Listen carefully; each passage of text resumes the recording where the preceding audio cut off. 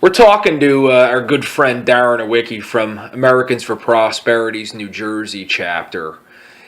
There's a gas tax proposal on the table, Save Jerseyans, if you haven't heard already. As if Trenton didn't take and waste enough of our money, they're once again trying to kick the can down the road by, instead of getting their own house in order, they're going to come and they're going to take more money out of our pockets. So it's a sad tale that repeats itself over and over again, but I think it's a more critical issue to confront now than ever before, since New Jersey's economy is still pretty weak, and a lot of people think a correction might be coming right down the road. So, Daryn, I appreciate you talking to us as usual. If you could just explain to anybody out here who may not already understand why AFP is opposed to this gas tax and thinks it's a horrible idea to raise it at this juncture. Well, thanks, Matt. I appreciate it. Listen, New Jerseyans are overtaxed as it is. And for once, in the last, maybe 10 years now, we have finally seen a tax cut, not from our members in Trenton, but from the market and the fact that oil is low right now. You've seen reports out there where this can account for $125 billion tax cut for the middle class when it comes to gas prices being lower. And politicians in Trenton now see this as an opportunity and an advantage to tax us more and take more of our hard-earned money away from us, forcing us to cut our expenses while Trenton floats theirs. It's offensive and it needs to stop. Yeah, it's absolutely absurd to think that somehow raising the gas tax on New Jersey consumers is a good idea, particularly since, as we've already said, New Jersey's economy continues to be weak. And it's certainly not for lack of money going to Trenton. We just passed an incredibly bloated budget, billions of dollars. And they have no interest, Daryn, in looking at that budget and seeing if there's other areas where they can redirect funds. I think there's plenty of areas where they can. We just added more dough into the open space slush fund via a public question in the last election. We have money that we've saved in other areas, or we've accrued in other areas. Some of Corzine's toll increases. There's plenty of cash floating around from them. We could renegotiate or refinance debt. We could revisit something like, prevailing wage that is actually driving the cost of New Jersey roads. And that's something I don't think a lot of people understand, Daryn, that, the problem here with the Transportation Trust Fund isn't even really how much money is in it or not in it. It's how expensive it is to maintain roads in New Jersey, right? Oh, you're absolutely 100% correct on that. You're looking at $2 million a mile when it comes to maintaining our roads, building new roads, and then the administrative costs. We are dead last when it comes to administrative costs. We are dead last when it comes to new road work, and we're about mediocrity when it comes to maintenance in terms of costs for our roads. And that should be what we address on the front end, not on the back end. And if you don't address the cost issue, it doesn't matter how much money you put into the TTS. We'll be right back in this position in about 5 years when the chamber and other folks turn around and say, hey, listen, we need more money to pay folks to go out and pave our roads and fix our roads. We need to address the cost problem of it. Because $2 million a mile, 8 times the national average, 4 times the average of where our closest competitor is in the Northeast is unacceptable. But Daryn, it's going to be dedicated. That's what they keep telling us. As if, it reminds me of back during the 2000 election, Al Gore was talking about this fictional Social Security lockbox that doesn't exist. They lead us to believe that, every time they raise the gas tax, now or into the future, they're going to wheel all the money into a vault in Trenton and nobody's going to touch it. Do you believe that? Sure, I believe that unicorns exist too. Here's the problem. The TTS has been dedicated since its inception. And we've seen time and time again to where greedy politicians continue to rob the TTS of its funds. And here's the problem. There is a large amount of constitutionally dedicated money, and then there's a large amount of money that is statutorily dedicated. And it's those statutorily dedicated funds, to which they're not constitutionally obligated, that they steal repeatedly, time and time again. And both Republicans and Democrats are guilty of this. And here's my question, is why hasn't anyone over the last 10 years spoken up and with outrage on why we are not putting the proper funds into the TTF that are supposed to be there to avoid a massive gas tax hike? This problem could have been fixed years ago if we stopped raiding the funds. It's no different than our pension system. And that's why you cannot trust these politicians to do the right thing with more money. They can't do the right thing with the amount of money they have right now to spend. And that's one of the aspects of this, not to belabor the point, but that drives me absolutely crazy, Daryn. It's this idea that Trenton has spent over a decade screwing up the Transportation Trust Fund. They've mismanaged it. And a lot of these legislators that screwed it up did not retire and disappear. They're still there. One of them is John Wisniewski, who is the chairman of the Transportation Committee in the Assembly.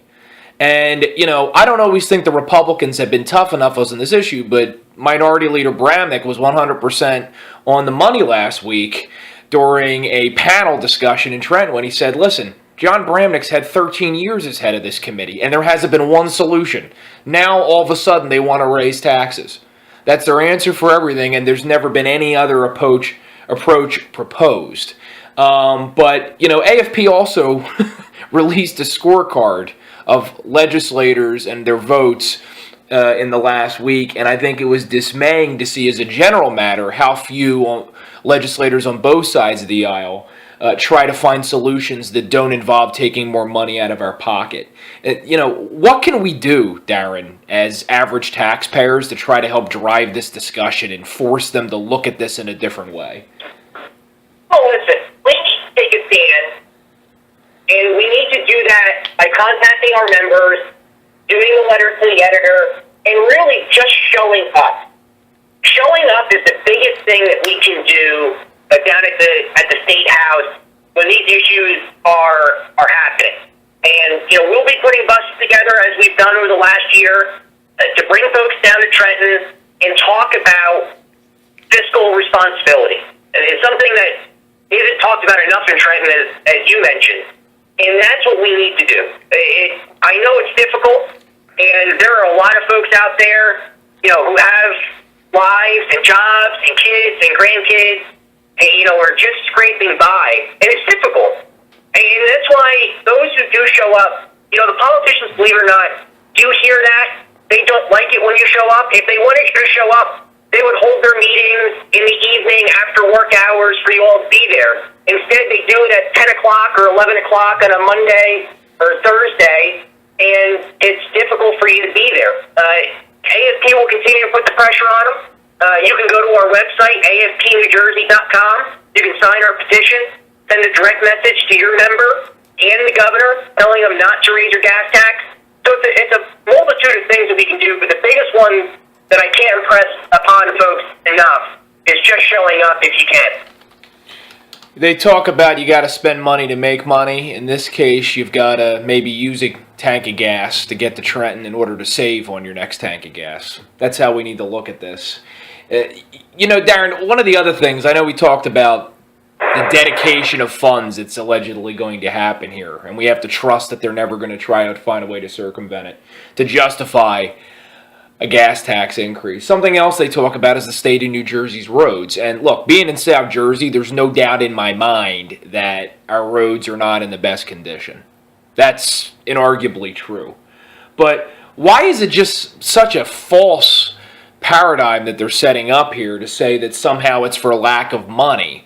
And what's amazed me too, and I know you and I have talked about this, even though there's some business groups that I usually agree with on economic issues, I don't know why they think that somehow they're going to be able to help the businesses they represent actually make more business, make more money, produce more tax revenue by taxing them.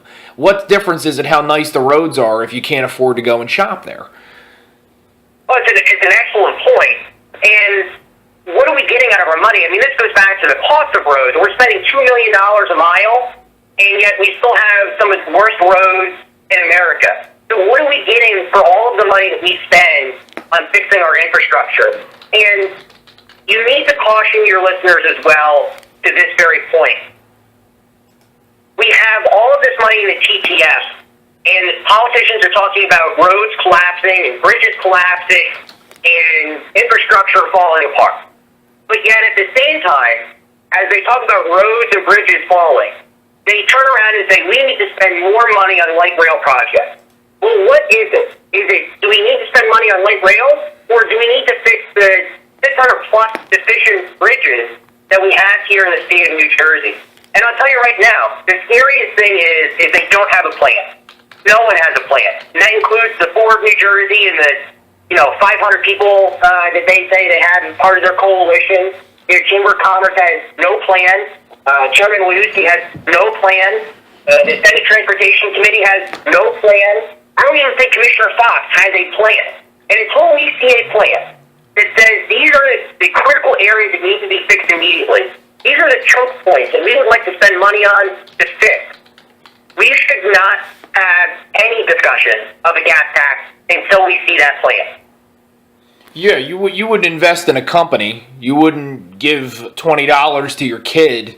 You wouldn't loan money to a friend for a startup without seeing a business plan or without knowing what the money's for. The government is the one instance when some reason for somehow we're not supposed to ask any questions. And, I suspect, as I'm sure you do, that, once again, raising the gas tax, this entire initiative has more to do with rewarding certain special interests than actually making sure that Matt Rooney doesn't need to get his car realigned on a regular basis. So, be that as it may, it is what it is, but I guess we'll continue the good fight. Daryn Iwicki from Americans for Prosperity's New Jersey chapter. My friend, you do great work. I hope you keep it up, and I hope you'll continue to keep us informed as we try to keep Trenton and its awful appetites in check.